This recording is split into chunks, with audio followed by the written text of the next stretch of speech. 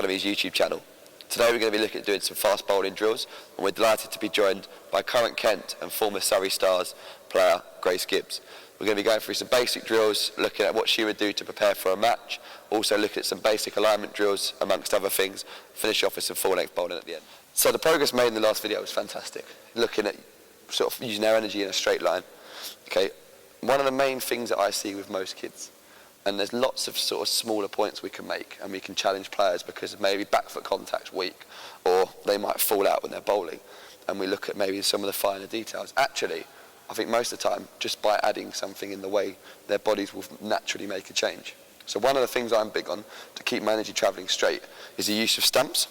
Yep. Some people might use alignment poles, that's absolutely fine, but usually it's quite accessible for clubs that they have a stump. Okay?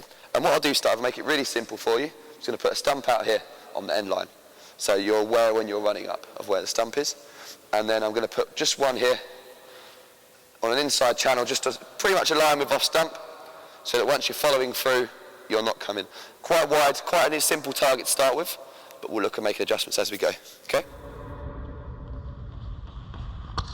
Key things for me as a coach is to observe from this end, and it's important that I take the time to observe, because otherwise players, if we rush in too early with something, it might be detrimental. So what I'm going to look to do is I'm going to look to watch one more ball, and then I'm going to try and make an adjustment based on what's necessary for Grace. Go on, mate.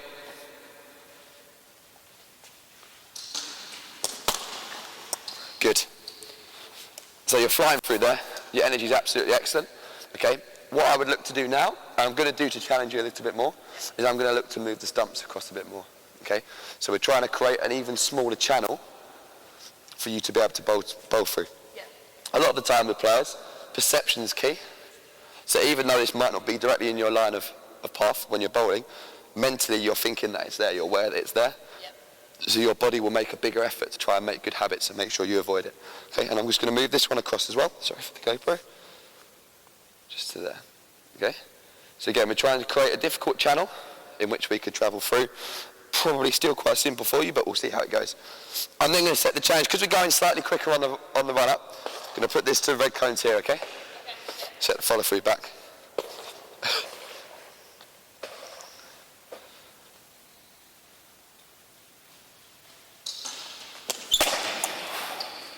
I'd been a jaffer if that was in the game. Nip back.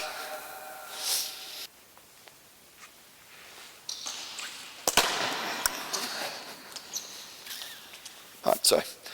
So we're going to stop now after that, because I think you're doing really well, being successful in what we're trying to work on.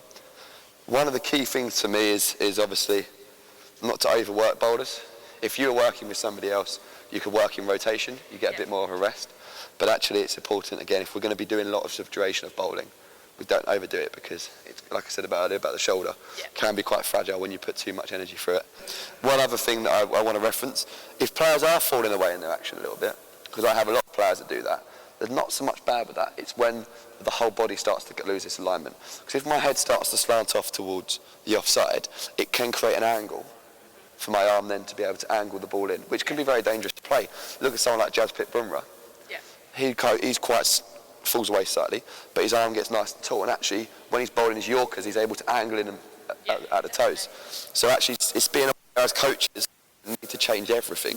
Sometimes just being able to make sure the weight's coming through straight, if players still are falling slightly to the side, as long as they're not crashing into the stumps and they are coming down straight, will be really successful.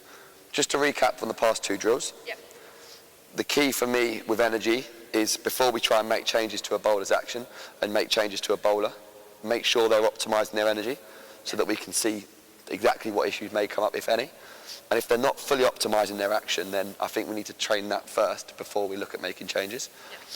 Make sure that we start very simple, so it's just a walk and then a run, as opposed to running in. You wouldn't, if you had something with your bowling, like you said, a batting, you wouldn't go straight into facing 85 mile an hour on the bowling machine. You'd build up slowly. So start with using no energy in the run-up and then transferring through. And then the final thing is looking at trying to make sure we come through a channel. If you don't have cones or stumps, guys, but you're maybe working within a sports hall, you could always use a line as a method. It's a lot harder, and actually that may be a progression for you, Gibbo, is looking to work along a line. Get someone to take some footage for you, do you follow that line right the way through. So that rounds up our first part of our bowling, looking at energy. And I think that's a fantastic effort over those drills. Well done. Thanks for watching the video today, guys. Really appreciate the support. If you'd be able to like, subscribe, turn on the notification bell so you won't miss a video whenever we upload.